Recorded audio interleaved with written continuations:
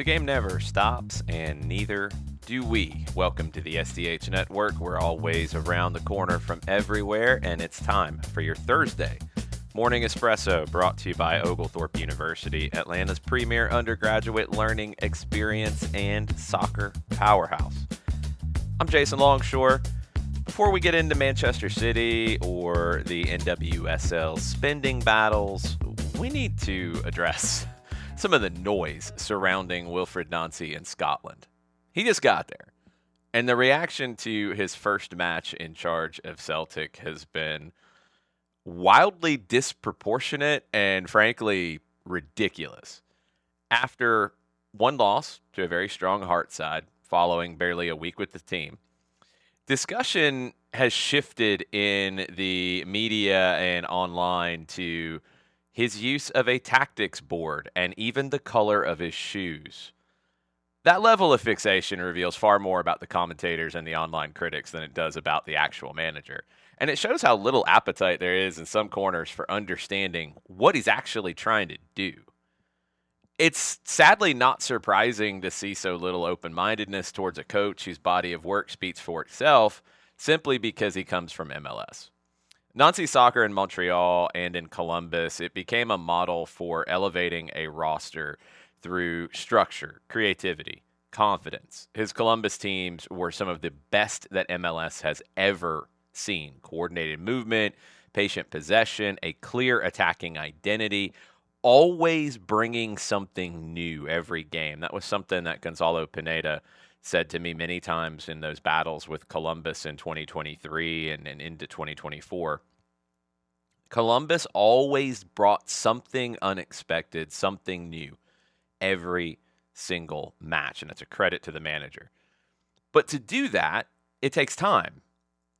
If you're just playing boring, nothing soccer and you don't have an identity, it's very easy to walk in the door and be a rah-rah guy and get a reaction. If you're actually trying to play and create a system that, I don't know, can maybe elevate you rather than just maintain, these ideas take time to build. They can't be judged through one game, especially when the players are still learning to interpret what's going on and where they need to be. And I don't know, maybe that's why you're using a tactics board to point that out as substitutions are happening and you're making tweaks, because you haven't had time with the group. Look, Wilfried is unfazed. He's going to remain focused on the job at hand. That's why his previous teams have all been successful. Celtic absolutely has to be willing to give him the space to implement what he wants to do. That's why they hired him. The payoff can be significant. They can see some of the best soccer that they have seen at this club in a long time, and they can be a challenger in places where maybe they haven't been. One match tells us nothing. Hopefully, Celtic as an organization doesn't listen to dumb noise.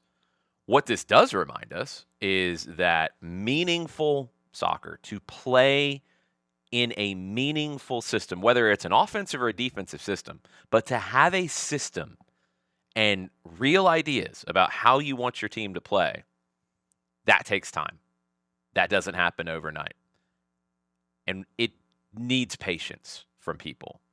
And we really need to stop with the silly comments that get thrown out. And worldwide, there has to be a better respect for Major League Soccer, because it is, frankly, ridiculous. Let's go to Manchester City and Real Madrid, and some ridiculousness about the reactions in Madrid to Xabi Alonso.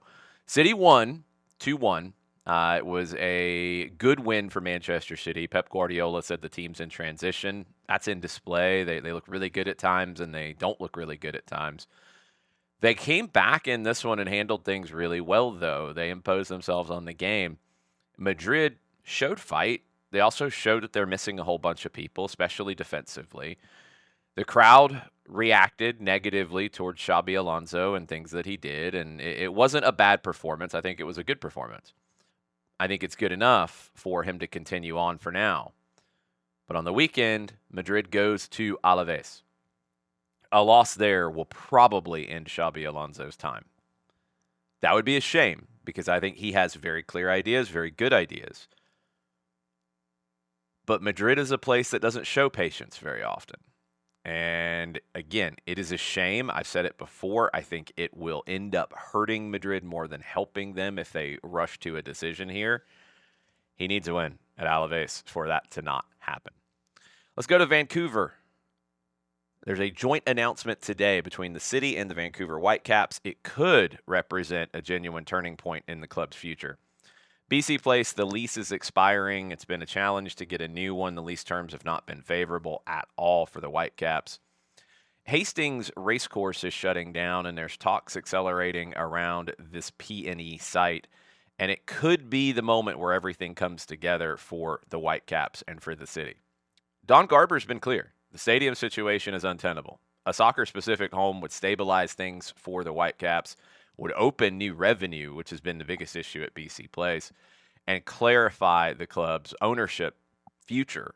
They have been up for sale, and it's kind of been back and forth on, do they want to sell outright? Do they want to bring on new investors? Do the current people want to stay on as minority owners? Those sorts of things are all a little up in the air.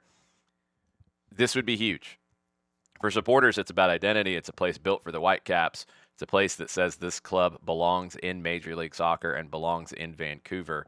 Hopefully, this is a green light kind of announcement, and the next few years can reshape what we already saw this year, which is that the Whitecaps can be a top team in Major League Soccer. They're going to need the right place to play, and they're going to need to bring in more revenue, and hopefully this all is the starting point to that. Let's go to the NWSL. More updates from ESPN's Jeff Kassouf about the NWSL's debates over their next major roster building mechanism.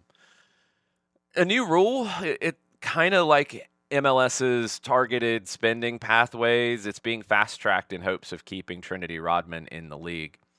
The Washington Spirit's proposed mega deal was rejected under current rules. That prompted a grievance from the NWSLPA. The league is responding with urgency.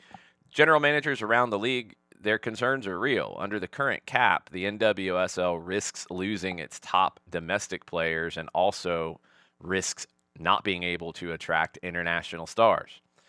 This proposed fix would give teams a set pool of cap-exempt funds to spend on players above a certain salary threshold.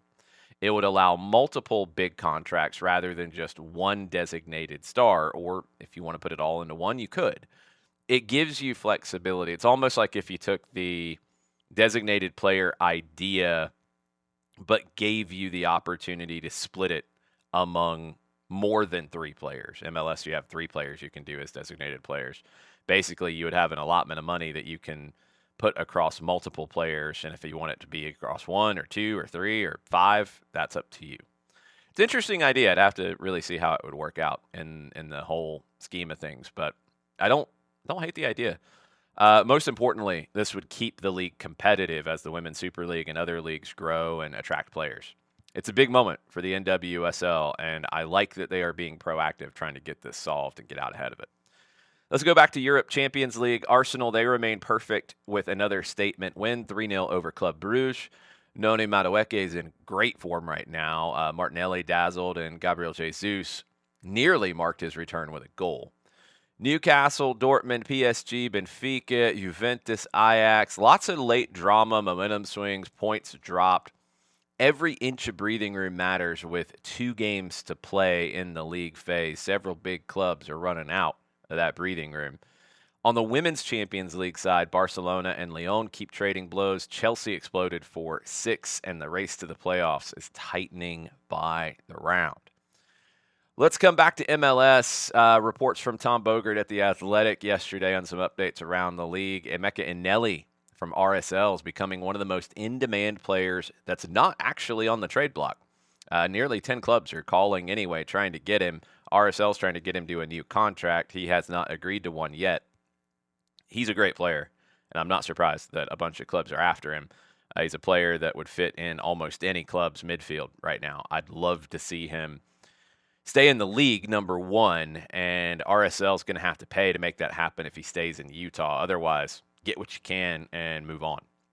Minnesota, they have landed Peter Stroud from the Red Bulls, and they are fully open for business in New Jersey. Vancouver, they are fielding offers on a whole bunch of different players. Houston, sounds like they're getting aggressive about going after a designated player winger, going after some attacking talent, TAM level additions after the designated player.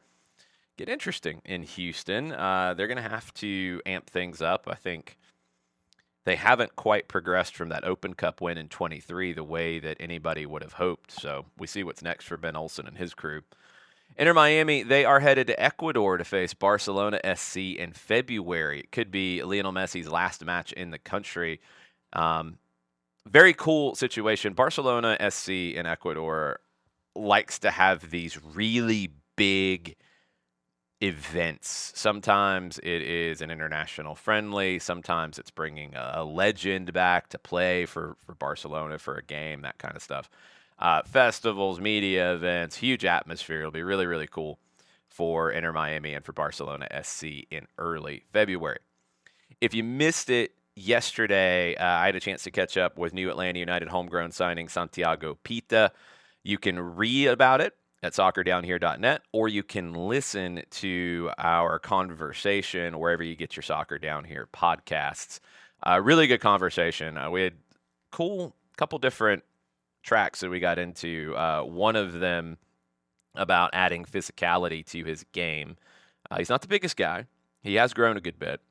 And having that physicality not come at the expense of his ability with the ball, which is amazing. Just love what he can do with the ball at his feet. But got to get a little bit stronger. And it's cool to hear him think about that and be very thoughtful about how he goes about that. Just a really good conversation. Go check it out, please. Really excited about Santi Pita joining the first team. Let's get into the refill. Some quick hits from all over the world. Mo Salah is now publicly confirmed as a Saudi League target. The tension at Liverpool, we'll see what it looks like this weekend. Opinions inside Saudi Arabia, though, are mixed whether he fits the league's vision or they should put all of their eggs in going after Vinicius Jr. of Real Madrid. They could probably do both if they want. We'll have to wait and see. I'm curious to see what the reaction is back in Liverpool this weekend with Mo Salah coming back and then getting ready to go to AFCON with the Egyptian national team. Our old friend Santiago Sosa, he is attracting interest from Flamengo, the Brazilian champions, the Copa Libertadores champions.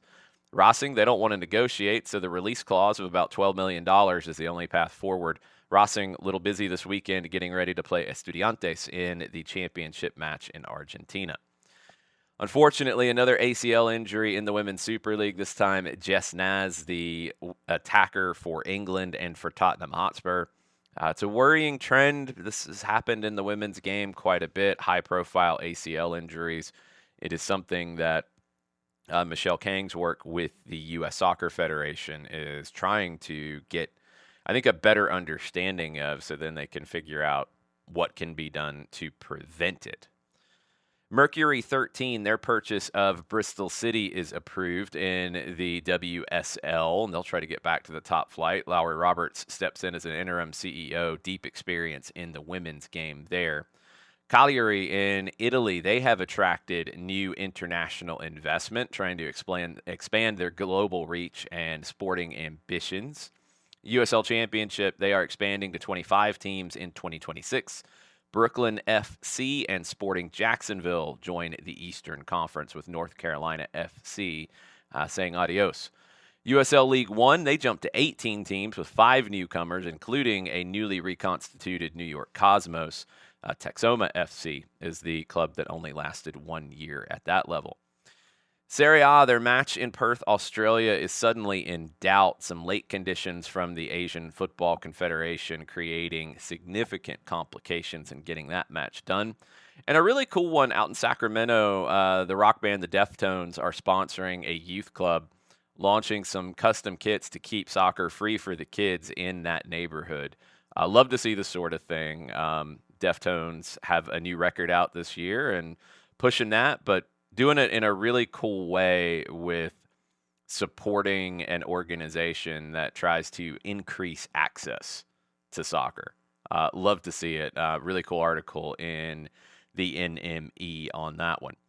Before we wrap, reminder, Liga MX finals start tonight. Tigres hosting Toluca in the opening leg. The second leg will be on Sunday. Tons of storylines there. We'll be talking about them throughout the weekend. I'll be watching that second leg over at the Brew House on Sunday night if you want to join in. Make sure you start your day with SDH AM at 9:05. John Nelson is live then. He'll be joined today by Nino Torres and Nico Moreno as they break down all of the action all over the Western Hemisphere. We'll go to South America, we'll stay in North America, we'll go to Central America, we'll go to Mexico, probably bounce around the world as well. Loaded morning, perfect way to lead into a massive soccer weekend. As always, thank you for spending your morning with us. Morning Espresso, as always, presented by our friends at Oglethorpe University. I will see y'all tomorrow.